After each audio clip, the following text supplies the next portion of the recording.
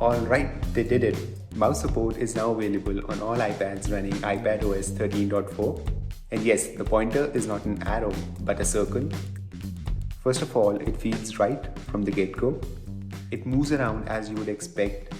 And honestly, it's better than that. It reacts to the UI unlike the previous version, which makes the whole experience feel a bit more connected.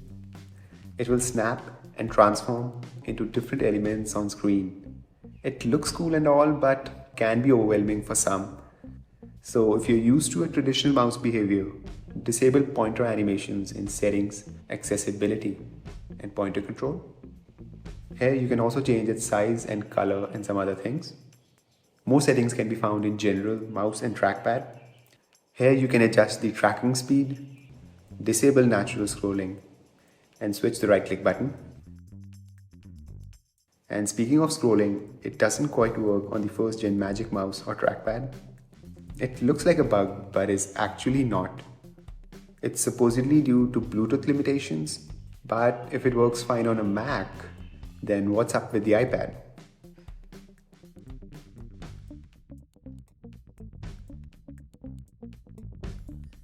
Now something else unexpected is the right click works on the iPad.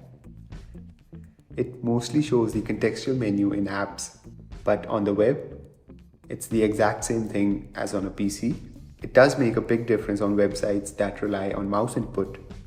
You can hover over elements and right-click to access the menus, something you simply couldn't do before on the iPad.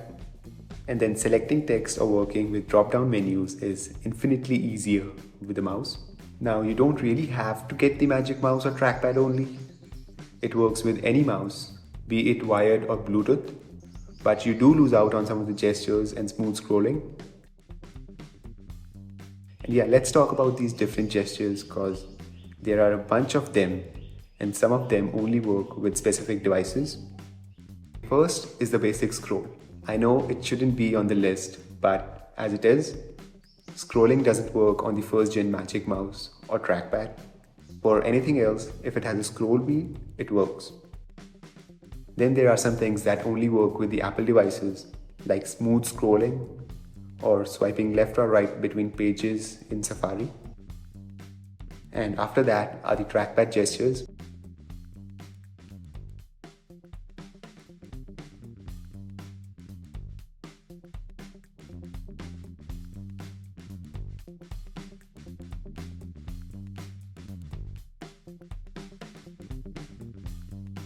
Now you don't have to rely on these gestures to move around the UI. Go to the bottom edge of the screen to bring up the dock. Go further down to go home. Go past the top of the screen to bring down Notification Center. Move the cursor to the upper right corner and then click or go further to access Control Center. Go to the extreme right and then some to invoke slide over. Click on the home bar and drag up to access the app switcher. To dismiss an app, scroll up. To exit slide over, move the cursor to the right again. And pro tip here, get a mouse with horizontal scrolling as it is sometimes necessary to navigate the UI.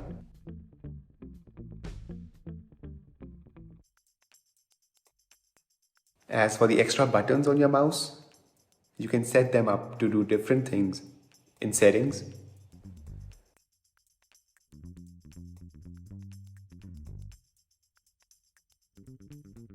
But you'll need to enable assistive touch for these to work. You can also hide the on-screen menu, but right now it doesn't work all that well. Now, if you don't want to enable assistive touch, you cannot click and drag to move around the UI. So on home screen, you can click these dots to move between pages. But is it any good for tasks that require precision? Not really, at least right now, except for text selection. It basically emulates touch for anything else. Now that will change when developers update their apps to support the new input. Like games are yet to pick up support for it. Even Apple's own apps are not yet updated. Pages, Numbers and Keynote are all due for an update to work better with mouse input.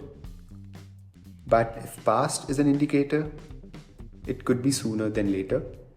So should you get one? I'd say yes if you work with text a lot or rely on Safari. It really does make a difference.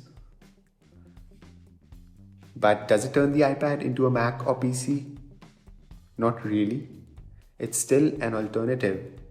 And although it's nice to have another input method, touch remains the default as it should be on the iPad.